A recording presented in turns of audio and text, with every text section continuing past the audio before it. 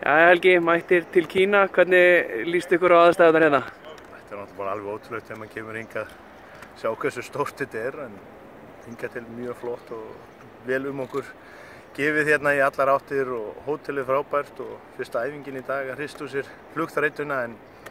mér líst bara mjög vel á þetta. Og hvernig hérna ástandið á mönnum eftir þetta langa ferðalag? Bara mér finnst að menn hafa sofið vel og náttúrulega bara upp á tímasetninguna, við komum að réttum tíma í gær, við áttum venjulegan dag og fórum allir snemma að sofa, þannig að mér bara líst vel á það og strákarnir líta vel út og bara spennandi verkefni. Allir náðu að sofa sæmilega í nótt? Já, það virðist vera þannig og nú notum við daginn dag bara til að hrista úr okkur þreytuna og koma sér á stað og halda fókus bara upp á næsta leik og það er okkar næsta verkefni. Tvær æfingar áður en að liðið mætir Kínverjum í opnunarleik mótsins á þriðjudaginn. Hvernig eru þið búin að skoða kínverska liðið svolítið? Já, ég hef búin að skoða, við erum allir búin að vera að skoða þetta aldrei mikið og svo náttúrulega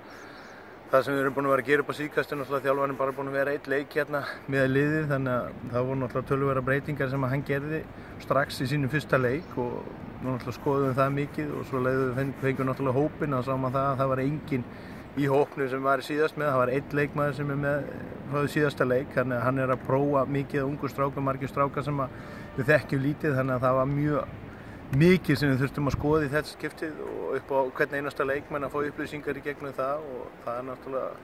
tók sem tíma en við náttúrulega vitum nokkurn veginn hvernig hann vil spila þetta en hvaða leikmenn verða náttúrulega, það náttúrulega algjör óvissa í kringum það, þannig að mjög erfitt að undirbúa sig undir svona en samt þetta tækifæri fyrir marga nýja leikmenn hjá Kína og ekki bara það, við þurfum að einbeita okkur líka að okkur, við erum með marga nýja leikmenn og það er líka að nýta tíman ekki bara upp á andstæðinginn að gera heldur upp á okkar hluti, hvað við ætlum að fara að gera, hvað við viljum sjá og það er eiginlega aðaláherslan sem við getum lagt á núna síðustu 2 dagana.